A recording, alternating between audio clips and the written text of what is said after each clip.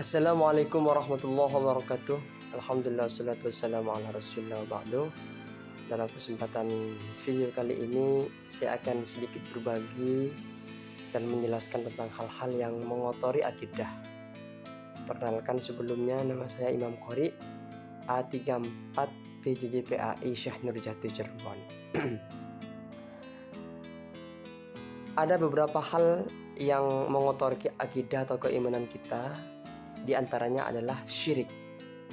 Syirik itu insya Allah kita sudah mengetahui semuanya bahwa syirik adalah suatu perbuatan yang menyekutukan Allah atau perbuatan yang mengindikasikan menyekutukan Allah atau menyamakan sesuatu dengan Allah Subhanahu wa taala. Dan syirik ini termasuk dosa yang tidak diampuni sebagaimana ayat Al-Qur'an, innallaha la yaghfiru ay yushraka bihi wa yaghfiru ma duna dzalik.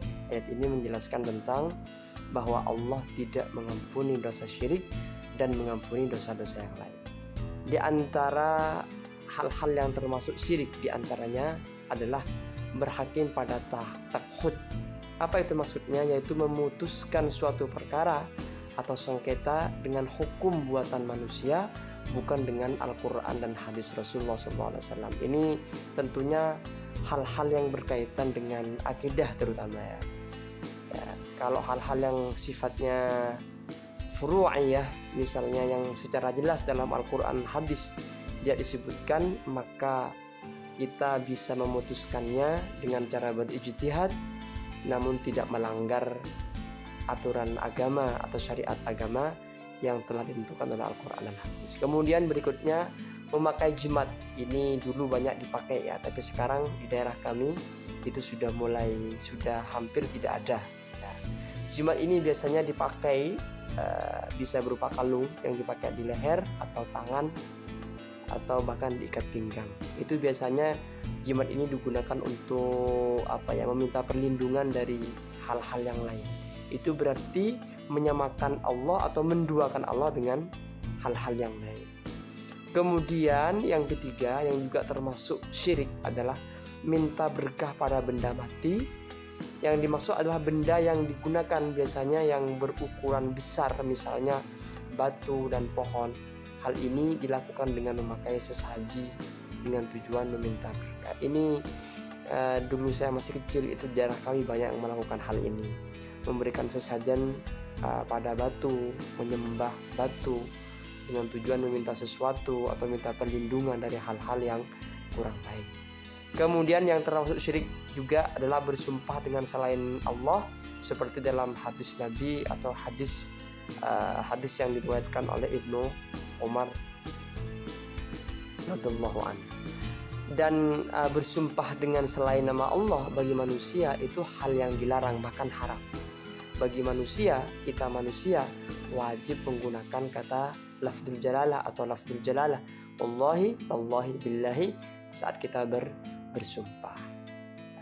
Kemudian berikutnya yang termasuk hal-hal yang merusak atau mengotori keimanan atau tauhid atau keyakinan kita adalah tahayul. Apa tahayul? Tahayul merupakan cerita-cerita bohong yang tidak masuk akal, kemudian dihubungkan dengan akidah yang merupakan cerita dongeng-dongeng orang terdahulu. Jadi tahayul ini termasuk cerita-cerita, misalnya banyak sekali ya cerita-cerita misalnya kalau dulu ada seseorang yang lewat daerah sini, kemudian menginjak hal-hal yang dilarang di daerah sini, kemudian orang itu terkena penyakit, terserang penyakit. Ini termasuk tahayul ya. Kemudian kita mempercayainya ya, dan ini tentu merusak akidah karena mempercayai hal-hal yang selain Allah. Kemudian yang juga termasuk hal-hal yang mengotori akidah adalah khurafat. Khurafat ini adalah sesuatu kepercayaan, yaitu percaya kepada yang gaib yang tidak berdasar pada Al-Quran dan hadis.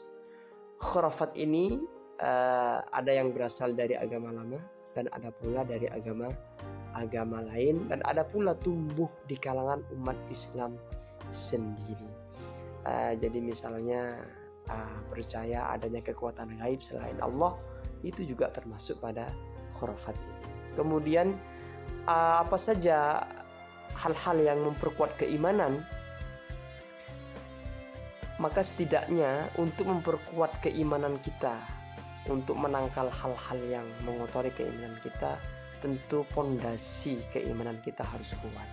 Sehingga kita harus memperkuat pondasi atau rukun iman yang 6 harus kita pahami dan harus kita laksanakan secara baik. Pertama apa?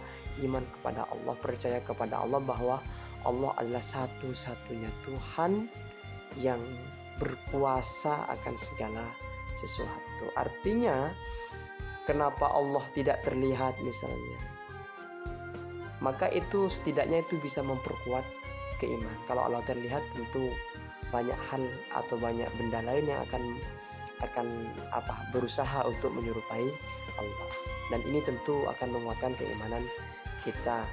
Kemudian yang kedua, iman kepada kitab Allah, kepada malaikat Allah. Kepada malaikat ini adalah sebagai tangan kanan Allah yang diperintahkan oleh Allah untuk menyampaikan wahyu, untuk mengurusi hal-hal yang ada di dunia misalnya, dan lain-lain sebagainya.